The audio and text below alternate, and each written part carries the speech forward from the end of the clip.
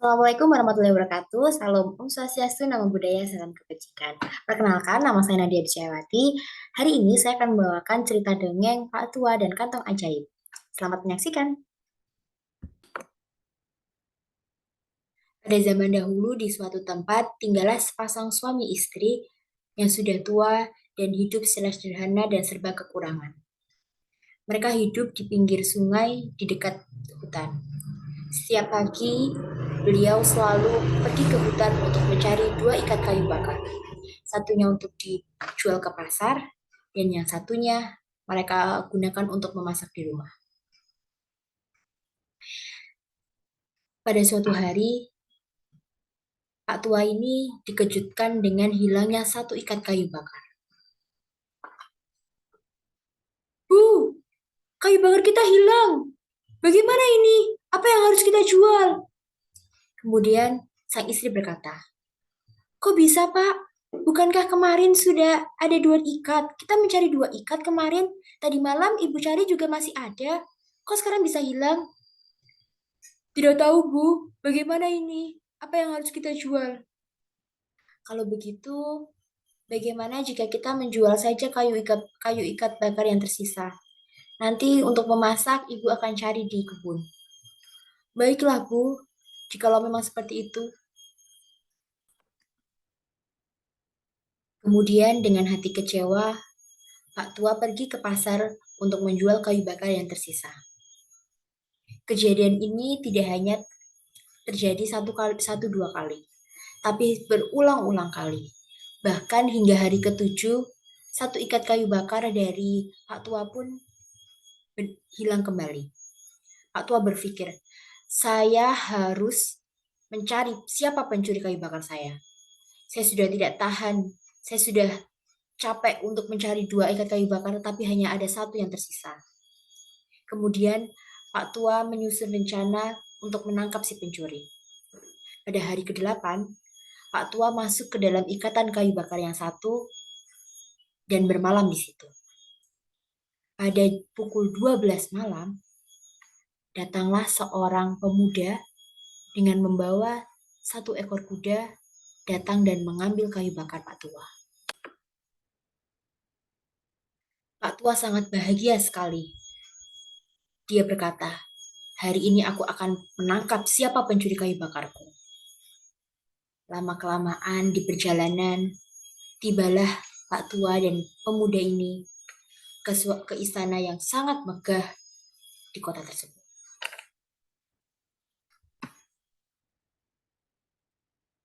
Sampainya di istana, pemuda tersebut membuka ikatan kayu bakar dan beliau kaget. Bagaimana bisa ada Pak Tua di dalam ikatan kayu bakar tersebut? Kemudian pemuda tersebut memanggil seorang pengawal pangeran yang sangat tampan.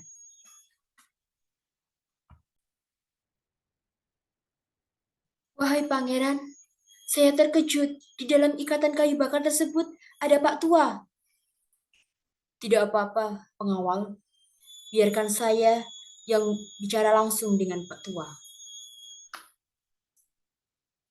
"Wahai pangeran, apa yang kau butuhkan dari seorang hambamu ini? Dari seorang rakyatmu ini yang miskin, yang hanya bisa mencari kayu bakar? Mengapa engkau selalu mengambil kayu bakar saya? Salah saya apa, Tuan?" "Pak Tua, saya selama ini selalu memperhatikan Pak Tua dan juga istri. Saya kagum dengan kerja keras Pak Tua. Dan saya berniat untuk memberikan sebuah hadiah untuk Pak Tua dan sang istri. Silahkan, Pak Tua ikut saya ke dalam lemari isi harta saya." Kemudian, Pak Tua mengikuti arahan pangeran untuk datang ke gudang harta pangeran. Di dalam sana terdapat 3 kantong yang berisi koin emas, tetapi dengan ukuran yang berbeda-beda, kecil, sedang, dan juga besar. Kemudian sang pangeran berkata, "Silahkan, Bapak bisa memilih satu di antara 3 kantong ini, mana yang akan Bapak pilih." Kemudian Pak Tua memilih kantong koin emas yang paling kecil. Pangeran pun bertanya, "Mengapa kamu hanya memilih satu kantong yang paling kecil? Kenapa tidak yang paling besar? Isinya banyak loh." Kemudian Pak Tua pun berkata, "Terima kasih untuk tawarannya, Pangeran. Tapi saya hanya hidup dengan istri saya, hanya berdua. Dan saya rasa kantong yang kecil ini sudah cukup untuk saya. Terima kasih, Tuan." Pangeran pun berkata, "Baik kalau seperti itu. Saya selalu mengagumi sikap rendah hati Bapak." Kemudian pangeran mengeluarkan isi isi koin emas yang ada di kantong tersebut dan memberikan kantongnya saja kepada Pak Tua. Pak Tua berkata, "Wahai pangeran, saya ingin bertanya sebelumnya. Mengapa saya hanya diberikan kantongnya saja? Kenapa saya tidak diberi isinya juga?" Kemudian pangeran berkata, "Kamu harus selalu bekerja keras. Kamu harus selalu mencari kayu bakar di hutan seperti biasanya. Namun setelah itu, kamu bisa mengambil apa isi dari koin emas tersebut, dari kantong emas tersebut. Silahkan." "Tapi Tuan, bagaimana bisa? Bagaimana bisa saya mengambil sesuatu barang di dalam kantong yang benar-benar kosong?" Pangeran pun berkata, "Buktikan saja besok. Saya pastikan kamu akan mendapatkan sesuatu yang kamu inginkan." Dengan perasaan kecewa, Pak Tua pun kembali ke rumah dan keesokan harinya beliau tetap mencari kayu bakar di hutan.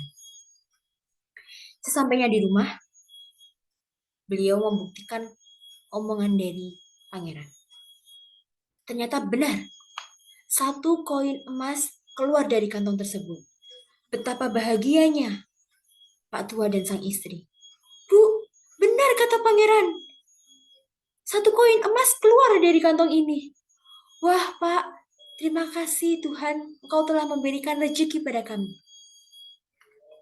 Semakin hari, koin emas yang dikumpulkan oleh Pak Tua dan sang istri semakin banyak.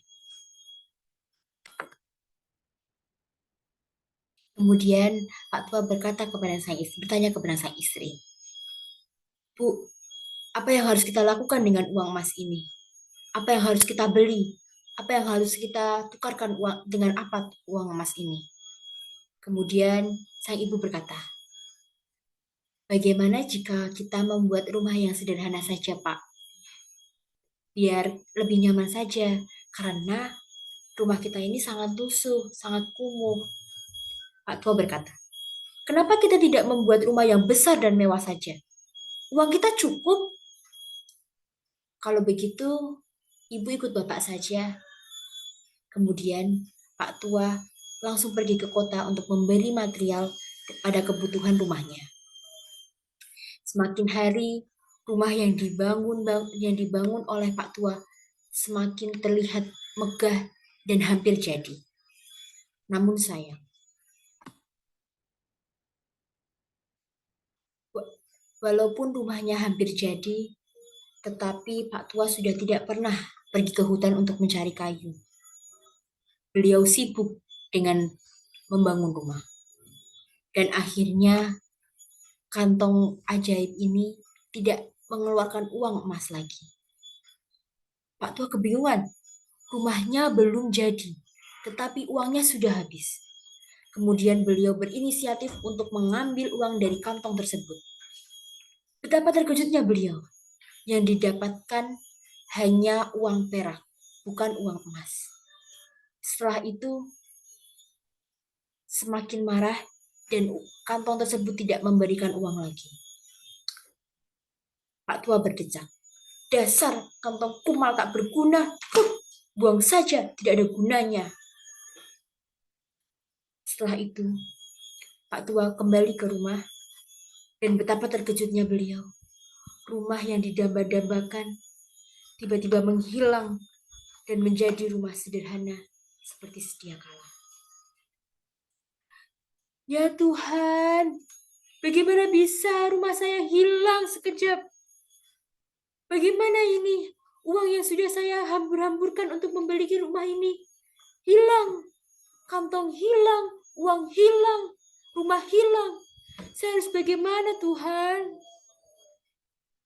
Kemudian sang istri berkata, "Tidak apa-apa, Pak. Sudah, kita ikhlaskan saja. Sudah, Pak, kita ikhlaskan saja. Apa yang sudah diambil oleh Tuhan, kita serahkan kembali kepada Tuhan. Kita hanya bisa pasrah dan harus selalu bekerja keras untuk mencari nafkah, Pak. Kita kembali saja ke rumah kita yang dulu, dan kita hidup seperti biasanya." Sejak saat itu, Pak Tua dan istrinya kembali ke hutan untuk mencari kayu bakar seperti biasanya. Dua ikat kayu bakar, satu untuk bahan bakar masak, dan yang satu untuk dijual ke pasar membeli bahan makanan. Jadi adik-adik, pesan moral yang dapat kita ambil dari cerita ini adalah bagaimana kita harus selalu bersyukur, tidak tamak, tidak rakus terhadap nikmat yang Tuhan berikan kepada kita. Kita harus selalu berserah diri kepada Tuhan dan selalu bekerja keras. Sekian cerita dongeng dari saya. Billahi taufiq wal hidayah. Wassalamualaikum warahmatullahi wabarakatuh.